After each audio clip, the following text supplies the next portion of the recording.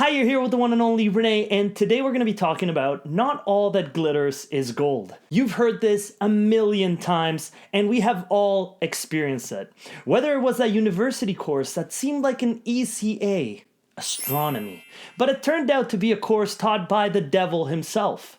Or that free trial that after you made your login and password, it asks you for your credit card information.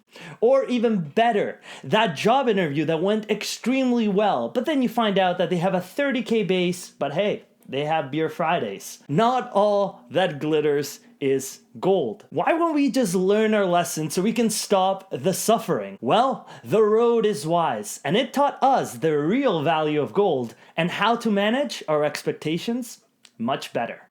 Lessons from the Road, Episode 9. Not all that glitters is gold.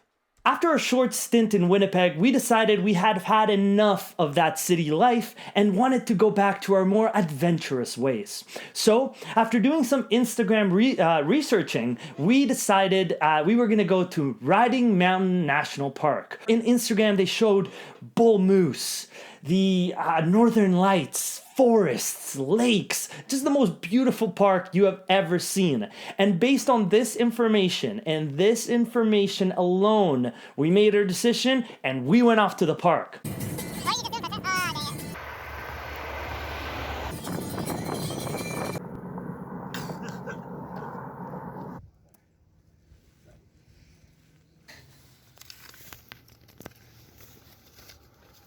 And let me tell you, when we got there, it didn't disappoint. There were tons of bears. So Petra and I have experienced a lot of bears before, but never like this. It was actually incredible.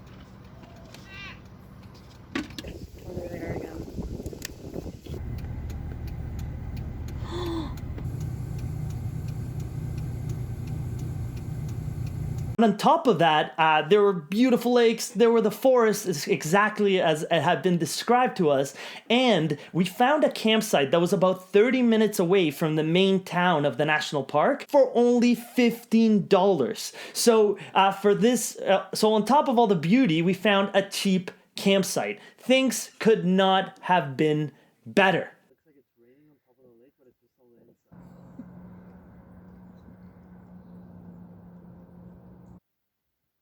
But because this is a lesson on not everything that glitters is gold, and because I am making a video, you know that that is not the end of this story. The story goes much deeper than that. As our hopes and expectations rose to stratospheric levels, our physical bodies began a descent into hell itself. A hell that we now call Mosquito Island of doom. It all started when we stopped to see the bears. We tried to roll our windows and we didn't even roll them 1 inch, and a swarm of mosquitoes entered the car. Mosquitoes, dude. It's just like there's so many mosquitoes. Yeah, that's true. We began doing something that we became quite proficient at by the end of the trip: mosquito slaying.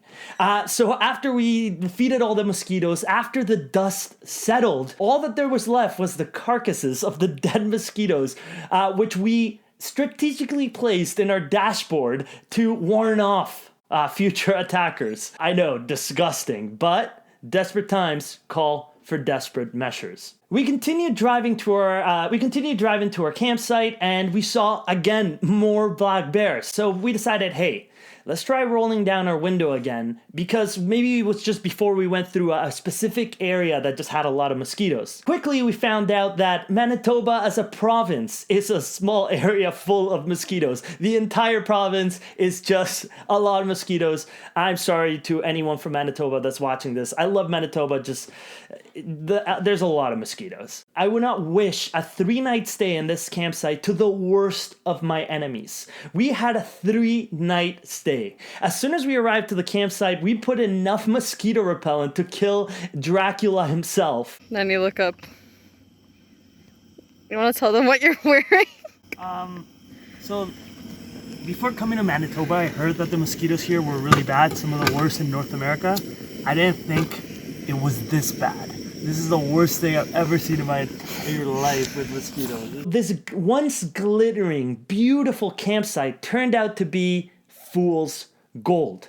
And on top of that, the beautiful lake that I had described earlier that was just on top, that was beside our campsite, all the hikes were closed because of the crazy amount of bears in the area. They had closed off the lake. Before, our worst fear was getting a lot of mosquito bites. Now, our worst fear was a quick and swift bear death. For the next few nights, once we arrived in the campsite, we did not even bother actually going outside to cook our food or start a fire. We ate inside the car sandwiches, and we just hung out inside the car the entire stay there. Now I gotta say, I'm obviously, I'm making it sound really bad. At the end, we did make the best out of it. We traveled to the southern part of the park where there were a few less mosquitoes. Always a pleasure. Always. Cheers. Your hair is ridiculous.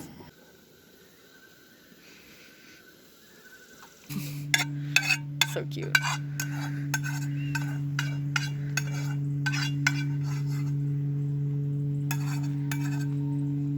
Overall, this mosquito hell taught us to manage our expectations better for the rest of the trip, which made everything more enjoyable. If you are someone that knows me, then you know that I'm a dreamer, I'm idealist, I'm a complete, always thinking the positive outcome. So this trip is gonna be the best, nothing's gonna go wrong, everything's gonna be beautiful. So this experience, this extreme experience of a mosquito hell just crushed my soul. It right away grounded me, snapped me back to reality. And guess what? Once we did lower our expectations because of the mosquito island, on the way out of the park, we saw a huge bison herd right in front of our car.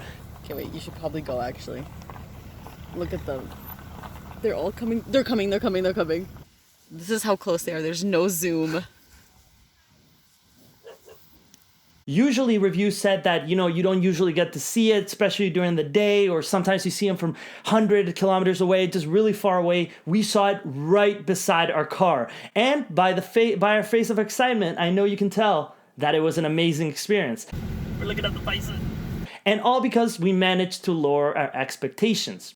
Now, you're asking, hey Renee, how can I do a better job at managing my expectations? So first thing is you want to have a full information, the full picture before you create an expectation. So we fully based everything on Instagram. If we would have read some of the reviews, we would have found that at that time of the year, it was so full of mosquitoes. Every single hiker was avoiding the hikes that we went on. We should have had the full information before setting those expectations. Number 2, adapt and adjust your expectations. It's important that once you have set expectations, as things around you begin to change, you can't go about with the same end goal in mind, with the same end expectation in mind. Those need to change along with how things happen to you. Number 3, don't make assumptions. It makes an ass out of you and me. I know you heard that before. I really couldn't come up with something better to say there. But yes, so don't make any assumptions. Make sure that you are basing your expectations off of information, which leads me to number 4, which is beware of biases. Now, what I mean by that is, why am I thinking the expectation? Why am I believing the expectation? It might be because in the past, I had the same result. However, thunder usually doesn't strike twice in the same place. So you gotta be careful with a lot of those biases. Same when it comes to other people's expectations. Where do their biases come from? These 4 tricks are gonna help you set better expectations. Anyways, that's it for me, guys. I hope you liked this episode. Let's keep finding new roads. Let's keep giving her. And most importantly, keep riding that wave. Bye, guys. Cheers. Yo le dije, hola, bonita, hermosa, preciosa, mi princesa aventurosa. For you, I speak English tonight. English. Girl, come to me, don't put up a fight. Do it, cause I'm from Chile, but I got no chill. Hey, spicy.